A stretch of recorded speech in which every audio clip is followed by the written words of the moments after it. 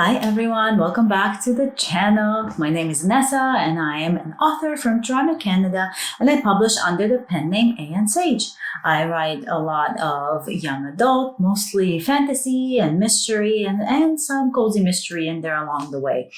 If you like content about the art of writing, being a creative entrepreneur, how to survive the landscape of indie and traditional authorship, as well as some planner videos and stationery videos, then make sure that you're subscribed and join our growing community here, which, by the way, we have hit 2,000 community members right now, and I am so excited. Thank you all so much for subscribing, for watching the videos. You guys mean absolutely the world to me, and I'm so excited to chat with you here every single week.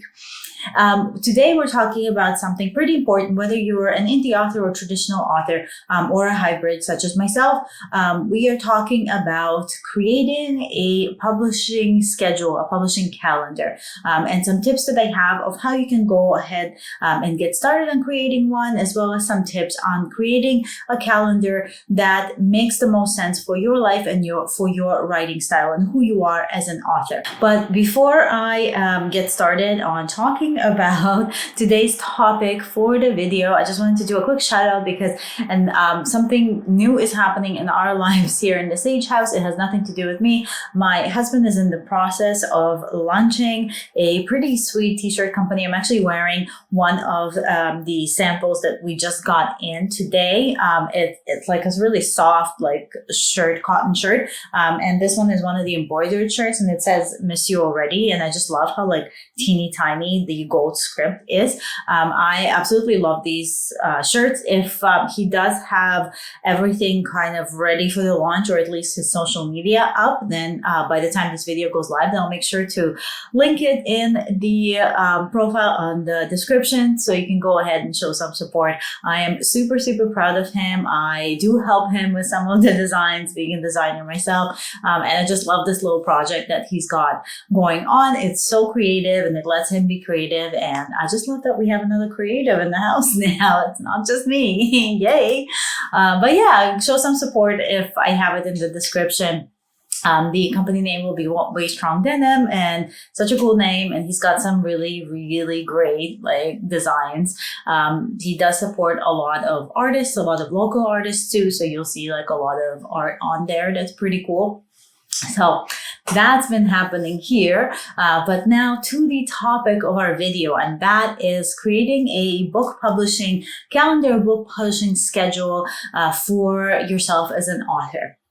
Now, whether you're an indie author or a trad author, it probably works a little bit differently if you're in traditional publishing when some of the big four, because they will have their own schedules in place and their own calendars in place. But if you're a hybrid publisher, such as me, I, for example, have my indie books that I am writing on and working right now, but I also have books with a publisher. But the way it works with my publisher is that basically we kind of work together and we figure out what the best strategy is for books, what the best strategy is for releasing, and we work with both my schedule and theirs and go from there. Either way, we need a calendar. Now, what is a publishing calendar? Essentially, it's basically what it sounds like. It's a calendar that tells you when your books are publishing, which books are publishing. It can also include a lot of other details, and it's up to you what you want to include in your calendar.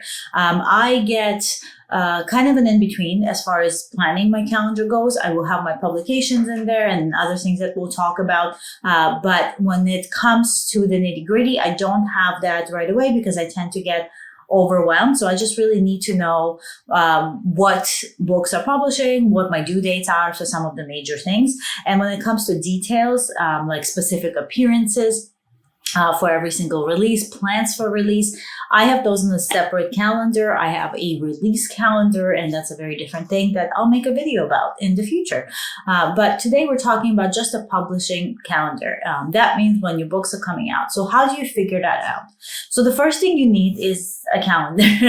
You can have a calendar on the wall.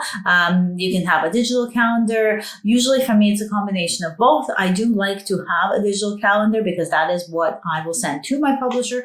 But I also have a note card for myself when I know when everything is due, and I keep that in my physical planner on my desk. So you'll need a calendar. Once you have your calendar, digital, physical, doesn't matter.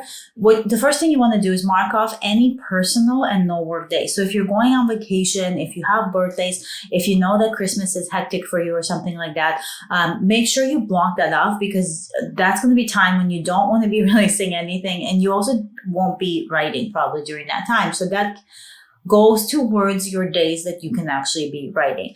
I don't get as down to the detail of how many days per year I have to write, because that changes. Life gets in the way. I find that if I start doing things like that and then I miss a day, it's just going to drive me crazy. So instead, I just mark the days off when I know that I don't want any book releases. So make sure you mark off your birthdays, New Year's, holidays, vacations, things like that. And then when you mark that off on your calendar, you also want to think about and make a list of time-sensitive books. What I mean by that is, if you have, say, a holiday novella that you want to write and you've started already working on, then that needs to come out usually right after Halloween, if not slightly before. Those are time-sensitive books, things you're doing for specific holidays. If you have some romance you're writing specifically for Valentine's Day, if you have something for Halloween. Make sure that those time-sensitive books, that you have a list of them, they're at the forefront of your mind, because they need to go into specific months, right? So make a note of those, put an asterisk next to them. We will come back to them, and put kind of in brackets next to those books the months. So like if it's a holiday release, say I want to release this November 3rd or something. So just make little notes for the time sensitive books. And then you go back to your sales research. And what I mean by sales research is, if this is your first book, you don't need to worry about this. But if you haven't published yet, then you're just doing your first publication schedule for when you are starting your career as an author. But if you already have published and you have like a few books on the go, and maybe they're in different series. So if you have a few different series, like I do, for example, I will always look at what series is performing to figure out what I'm putting, like what eggs I'm putting in what basket, right? So if I have a series that's kind of dragging, then maybe that doesn't go, like the completion of that series might not go on the publication schedule until later in the year, or not in that year at all. It might be pushed over to the next year if there's other things going on. If something is very, very slow in sales, that might go on the back burner to provide room for me to publish a brand new series or a brand new standalone or a time-sensitive book, or bonus materials and things like that. So think about your sales and make a note of what sells the best, because those are the books or the series that you want to work on first, continue first, and release first, because you want to have that momentum going. If somebody's buying your books, they want to read more of them. So you might want to think about releasing more of them early on in the year. And then you want to figure out how long it takes you to write a book from start to finish. So we're talking from plotting all the way through the drafting stage to editing, betas, turnaround, ready, packaged, good to go.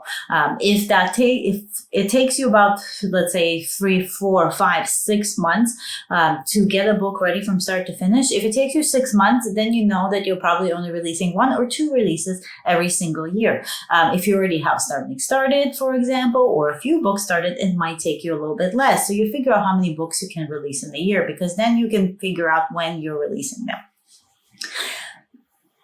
Once you figure that out, take your calendar, take a look at your available dates, put them in order based on time-sensitive books and your sales research that you did, and space out your books of when you want to release them. So for me, I can pump out a book pretty much every 3 to 4 months. We're talking start to finish. I do work at this full time.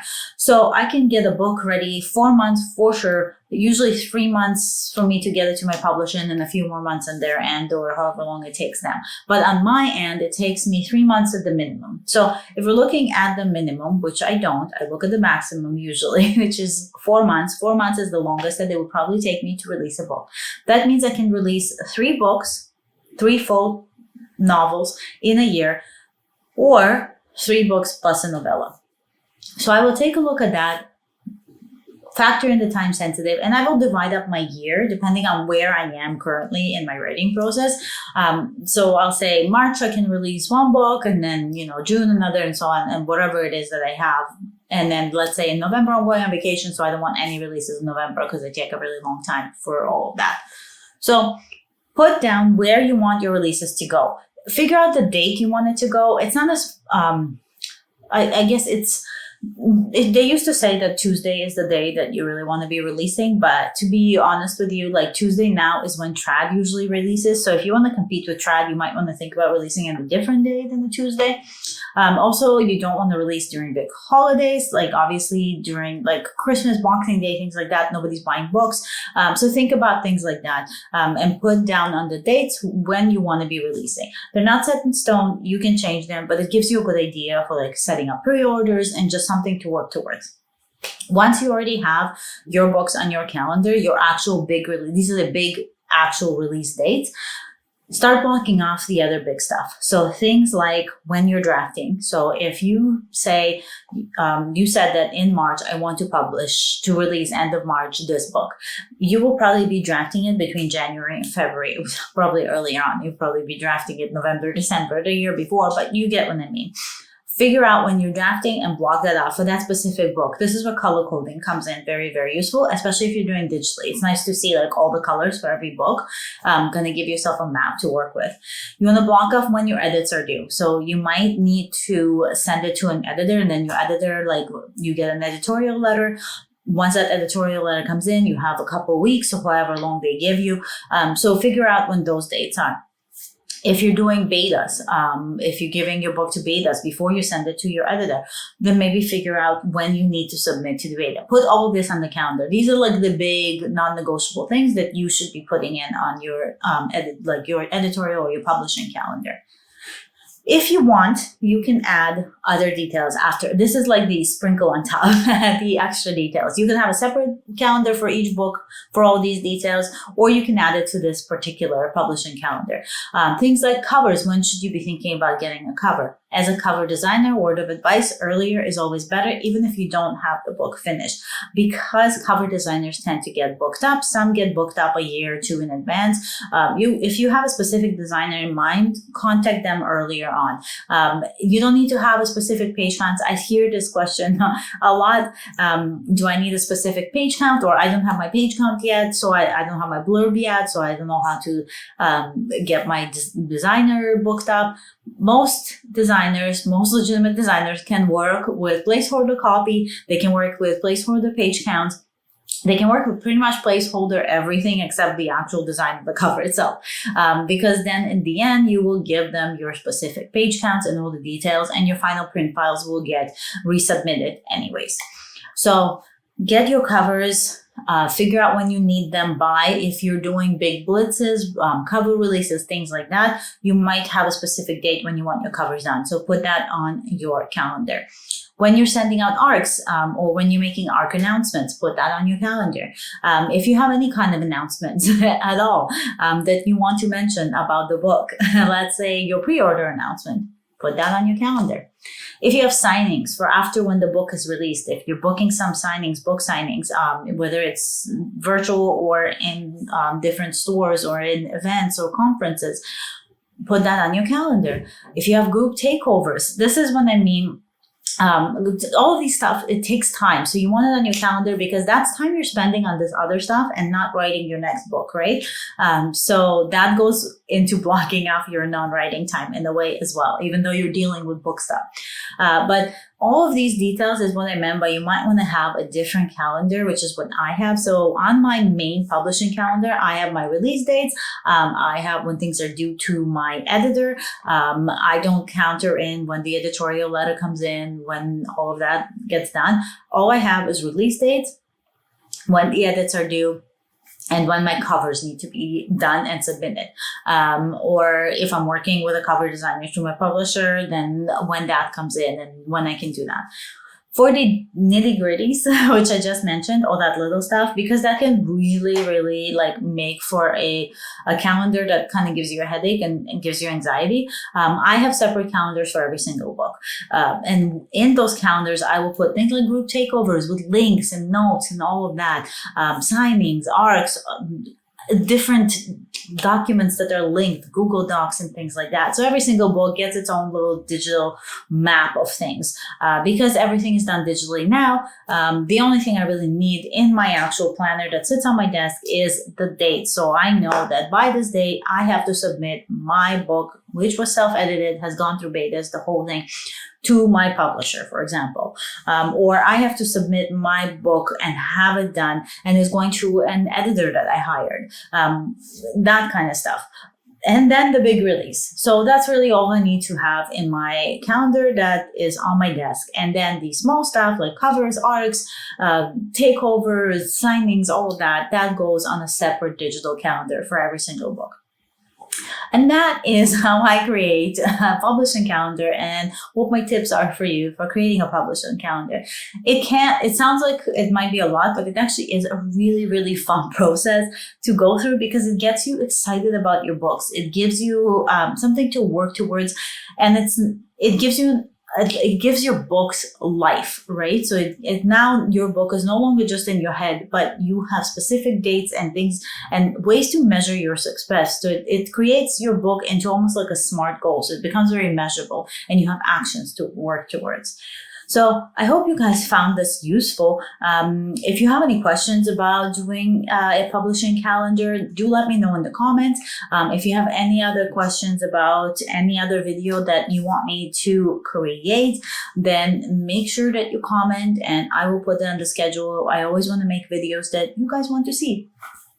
And then speaking of, I think somebody asked about figuring out which Facebook ads work and don't work based on like their numbers and stuff. I do have a video on Facebook ads called Facebook Ads 101.